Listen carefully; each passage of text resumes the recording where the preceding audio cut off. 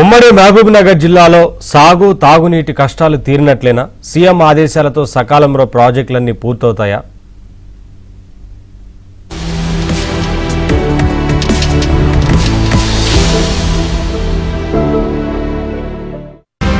CM Revanth చలవతో Palamuru ప్రాజెక్టులో కదలిక. తిరిగి ప్రారంభమైన ఉదండాపూర్ రిజర్వాయర్ పనులు. 2.5 పనులు పూర్తి చేసేలా టార్గెట్. పునరావాస కల్పనకు 400 కోట్ల నిధుల విడుదల. దశాబ్దాల తర్వాత నిర్వాసితుల కళ్లల్లో ఆనందం. పాలమూరు రంగారెడ్డి ఎత్తిపోతల పథకం పనుల్లో చలనం కనిపిస్తుంది. ముఖ్యమంత్రి రేవంత్ రెడ్డి ప్రత్యేక చొరవతో ఉదండాపూర్ రిజర్వాయర్ ముంపు బాధితులకు పరిహారం చెల్లింపు ప్రారంభమైంది.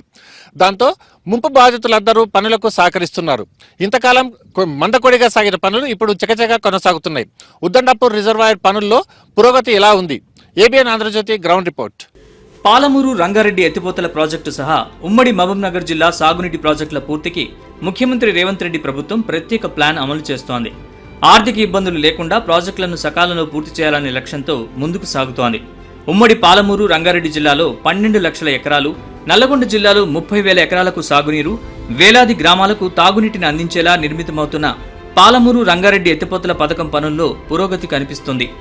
గత అసెంబ్లీ ఎన్నికలకు ముందు నుంచి పనులు ఆగిపోయాయి. రేవంత్ రెడ్డి ముఖ్యమంత్రి అయ్యాక ప్రత్యేక చొరవతో చలనం వచ్చింది. ఎప్పటికప్పుడు పెండింగ్ బిల్లులు చెల్లిస్తున్నారు. పనులు స్పీడప్ చేశారు కాంట్రాక్టర్లు. పాలమూరు రంగారెడ్డి ప్రాజెక్టులో కీలకమైన ఉదండాపూర్ రిజర్వాయర్ పూర్తవబోతోంది. అయితే ముంపు గ్రామాల పరంగా చూస్తే ఉదండాపూర్లోనే అత్యధికంగా ఇళ్లు ముంపునకు గురవుతున్నాయి. రిజర్వాయర్ కోసం 5,297 ఎకరాలు సేకరించారు. ఉదండాపూర్, వల్లూరు గ్రామాలతో పాటు 5 తండాలు ముంపు బారిన పడుతున్నాయి. ఇందులో భాగంగా సుమారు 2,300 కుటుంబాలకు పునరావాసం కల్పించాల్సి ఉంది. ఇప్పటికే కుటుంబ ప్యాకేజీలో భాగంగా ప్రతి ఇంటికి 18 లక్షల చొప్పున పరిహారం ఇచ్చే ప్రక్రియ షురువైంది.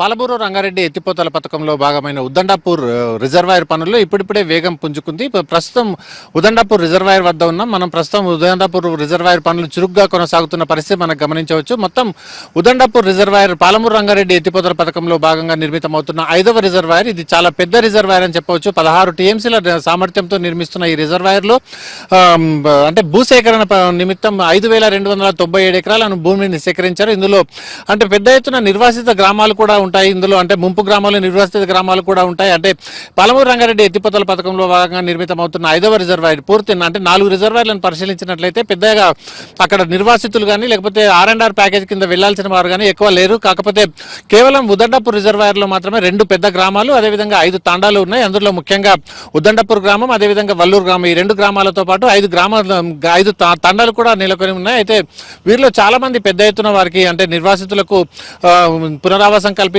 R&R ప్యాకేజ్ ఇవ్వాలి, అదేవిధంగా పరిహారం కూడా ఎక్కువగా ఇవ్వాలి. అయితే పరిహారంలో జాప్యం కారణం, అదేవిధంగా పరిహారంలో లోపాల వల్ల ఇక్కడ పెద్ద ఎత్తున ఉదండాపూర్ నిర్వాసితులు ధర్నాలు చేపట్టిన పరిస్థితి మనకు కనిపించింది. దాదాపు 2 నెలల పాటు అంటే కాంగ్రెస్ ప్రభుత్వం వచ్చిన తర్వాత ధర్నాలు చేపట్టారు. అంతకంటే ముందు పనుల్లో వేగం పుంజుకున్న అంటే రిజర్వాయర్ పనుల్లో వేగం పుంజుకున్నప్పటికీ ఏదైతే R&R ప్యాకేజ్ పనుల్లో అంటే అప్పటి వరకు డబ్బులు రాని పరిస్థితి ఉండింది. కనుక అక్కడ R&R ప్యాకేజ్ కోసం కాంగ్రెస్ ప్రభుత్వం వచ్చిన తర్వాత చురుగ్గా ముందుకు సాగిందని చెప్పవచ్చు. మొత్తానికి మనం ఉదండాపూర్ రిజర్వాయర్ పనుల్లో వేగం పుంజుకుంది. ఖచ్చితంగా ఈ ఏడాది లోపు రిజర్వాయర్ పూర్తిగా అయ్యే అవకాశం కనిపిస్తుంది. గతంలో ఉన్న కేసీఆర్ ప్రభుత్వం భూసేకరణ విషయంలో అనేక అసమానతలకు తావిచ్చింది. ఒక్కో గ్రామంలో ఒక్కో రేటు చెల్లించి రైతుల్ని మోసగించిందనే ఆరోపణలు ఉన్నాయి.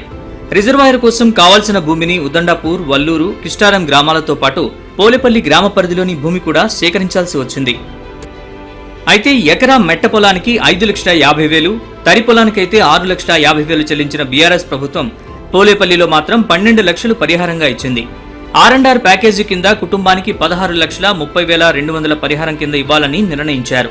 అయితే గతంలో జరిగిన అవకతవకల్ని కాంగ్రెస్ నాయకులు ప్రచారం చేశారు. 2 గ్రామాల మధ్య వ్యత్యాసం చూపించారని, పరిహారంగా 16 లక్షలు కాదు, తాము అధికారంలోకి వస్తే జరిగిన అవకతవకలపై సీరియస్ యాక్షన్ కూడా తీసుకుంటామని వాగ్దానం చేశారు ఎమ్మెల్యే అనిరుద్ రెడ్డి. అన్నట్టుగానే గత 2 ఏళ్ల నుంచి పలు విధాల విచారణ జరిపారు.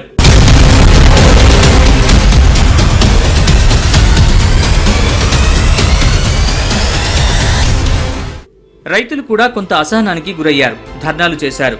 దీంతో 2 తండాలకు చెందిన నిర్వాసితులకు R&R ప్యాకేజీలో భాగంగా 45 కోట్లు విడుదల చేశారు. ఆ తర్వాత మంత్రులు ఉత్తమ్, జూపల్లి, ఎమ్మెల్యే అనిరుద్ రెడ్డి ప్రాజెక్టు పనుల్లో జరిగిన జాప్యం, కావలసిన ఏర్పాట్లపై సమీక్షించారు. ఆ తర్వాతే ఇతర నిర్వాసితులకు కూడా దశల వారీగా చెల్లింపులు మొదలుపెట్టారు. ఒక విడతలో 150 కోట్లు, మరో విడతలో 200 కోట్లు నిర్వాసితుల అకౌంట్లలో జమ చేశారు. వల్లూరులో 936 కుటుంబాలుండగా కొంతమంది ఉపాధి వెతుక్కుంటూ సుదూర ప్రాంతాలకు వలస వెళ్లారు. దీంతో వారి పేర్లు నమోదు చేయలేదు. వారి ఇళ్లు, భూములు, రిజర్వాయర్లు కోల్పోయినా వారికి పరిహారం మాత్రం అందలేదు. వారికి కూడా పరిహారం చెల్లించాలన్న డిమాండ్ వినిపిస్తోంది. వల్లూరు గ్రామంలో దాదాపు 950 కుటుంబాలకు గాను ప్రస్తుతానికి 545 కుటుంబాలకు పరిహారం ఏదైతే R&R ప్యాకేజ్ కింద చెల్లించారో అదేవిధంగా కొంతమందికి మాత్రం ఇంకా చెల్లించలేదు. పరిహారం ఎట్లా ఇచ్చిందని తెలుసుకుందాం. సార్, పరిహారం ఎట్లా వచ్చింది, అంటే ఎట్లాంటి పరిగణించారు, కట్ ఆఫ్ డేట్ ఏం తీసుకున్నారు సార్? ఈ కట్ ఆఫ్ డేట్ వచ్చేసి సెప్టెంబర్ మంత్ 2021 వరకు కట్ ఆఫ్ పెట్టేసిండ్రు. అప్పుడు అంతలోపు 18 సంవత్సరాలు అయి ఉన్న వాళ్ళకు R&R బెనిఫిట్ కింద ప్యాకేజ్ కింద పరిగణించిండ్రు వాళ్ళని. దాని తర్వాత 18 సంవత్సరాలు అయిన వాళ్ళు ఇంకా 100 మంది దాకా ఉంటారు దాదాపు. వాళ్ళని కూడా ఇప్పుడు R&R బెనిఫిట్ కింద పరిగణించాలని గ్రామస్తులంతా పెద్ద ఎత్తున కొన్ని ఎమ్మెల్యే గారికి కూడా డిమాండ్ చేయడం జరిగింది. కలెక్టర్ గారు కూడా ఒక లెటర్ ఇవ్వడం జరిగింది. దానిపైన ఇంకా స్పందించలేదు. దాంతోపాటు ఇక్కడ R&R ప్యాకేజ్ కింద మాకు ఇచ్చింది ఏంటంటే 16,30,000 ఇచ్చారు. ఇప్పుడు కాంగ్రెస్ ప్రభుత్వం వచ్చిన తర్వాత ఎమ్మెల్యే గారి దృష్టికి తీసుకెళ్లిన తర్వాత ఏమైందంటే ఈక్వల్ ప్యాకేజ్ చేసిండ్రు దాన్ని. ఇప్పుడు అంతకుముందు 18 సంవత్సరాల ఉన్న వాళ్ళకు, మ్యారేజ్ కాని వాళ్ళకి ఏం చేసిందంటే 6.5 లక్షలు ఇవ్వడం జరిగింది. దాన్ని కూడా ఇప్పుడు 18 లక్షలు చేసిండ్రు. కుటుంబానికి 16,30,000 ఇస్తే అది కూడా 18 లక్షలు అయింది. ఇద్దరికి ఈక్వల్, కుటుంబం అనేది సపరేట్, సింగిల్ అనేది సపరేట్ కాకుండా ఈక్వల్ చేయడం జరిగింది.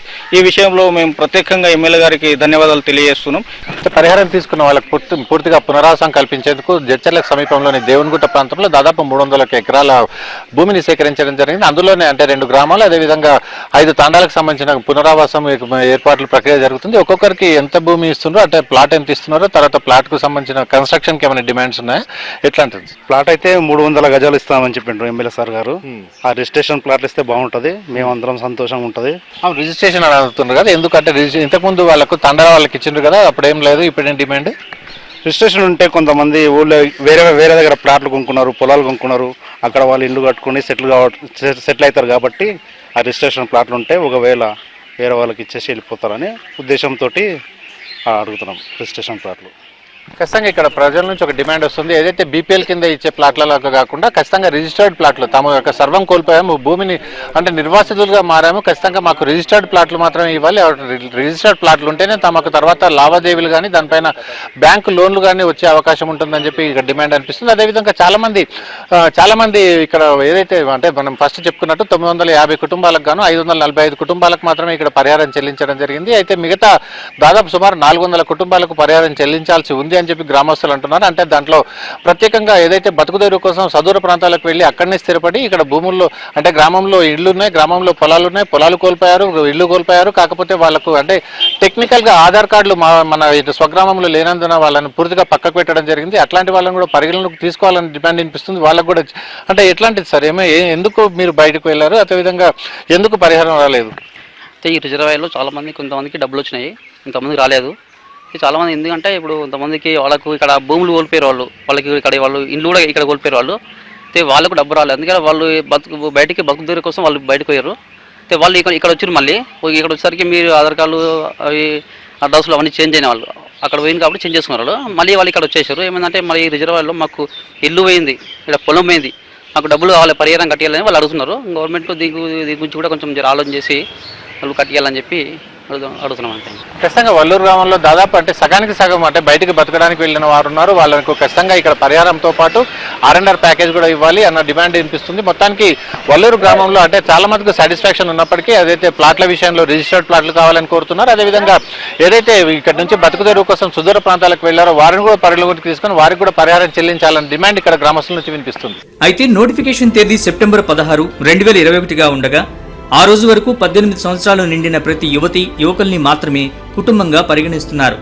వారికి గత ప్రభుత్వంలో 6.5 లక్షలుగా ప్యాకేజ్ ఇస్తామని హామీ ఇచ్చారు. ఇప్పుడు వారికి కూడా అందరితో సమానంగా పరిహారం ఇవ్వాలని నిర్ణయించారు.